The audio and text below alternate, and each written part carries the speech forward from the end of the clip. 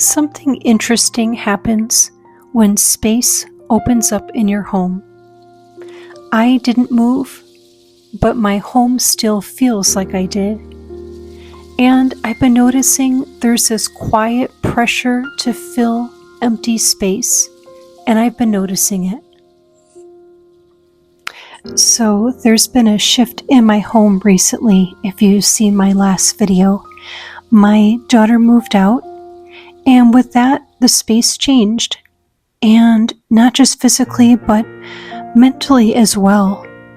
At first, it felt productive. There was a lot of decluttering, rearranging, and organizing, almost like the house was trying to reset itself. And in some ways it did, but something else showed up too. This quiet feeling that empty space needs to be filled. Like, what should go here now? Or what does this room need? What am I missing? Or what do I need to buy? And I noticed how easy it was to fall into that trap, spending time scrolling on our phones or computers for much too long, searching, saving ideas, and just trying to figure out what belonged in a space that didn't actually need anything. For the bathroom, it was pretty simple. I tried not to overthink it. I just chose the same accessories and the same rug brand that I already use in my other bathroom. Basically, just wanted to go with things that I absolutely love and things that have held up over time. So that part felt easy. But the other areas weren't so much like that. Going through my closet, for example, I really started to see how much I had been holding onto. Things that I either don't wear, that don't fit anymore, things that almost work, or those just in case items. So instead of replacing them right away, I want to start off with repairing what I can. Fixing a hem, sewing a button, and just giving attention to what I already known instead of always looking outward for the solution. And at the same time, finally allowing myself to let go of what no longer serves me once and for all.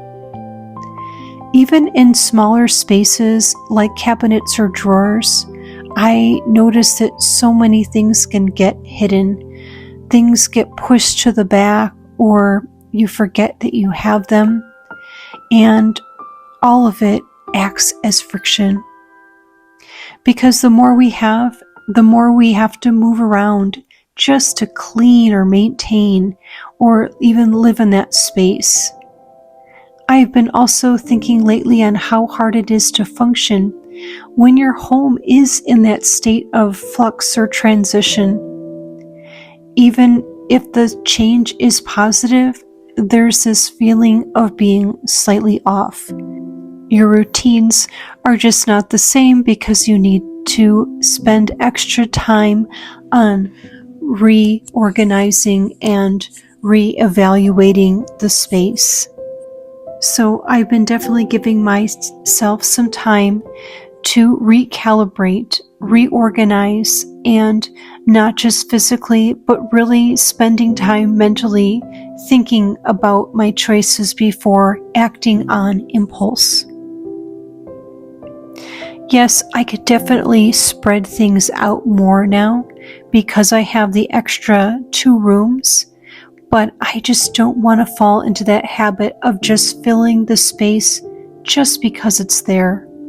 I really want to be intentional and to let that room become something slowly until I find the right fit. A place to write music, to listen to records, or to welcome someone when they visit, not just something I'm going to rush to define. If anything, this whole process has been a reminder that my values around simplicity don't just change because my space does. And maybe empty space isn't something to fix. Maybe it's something to respect. Thank you so much for watching today, and I will see you on the next one.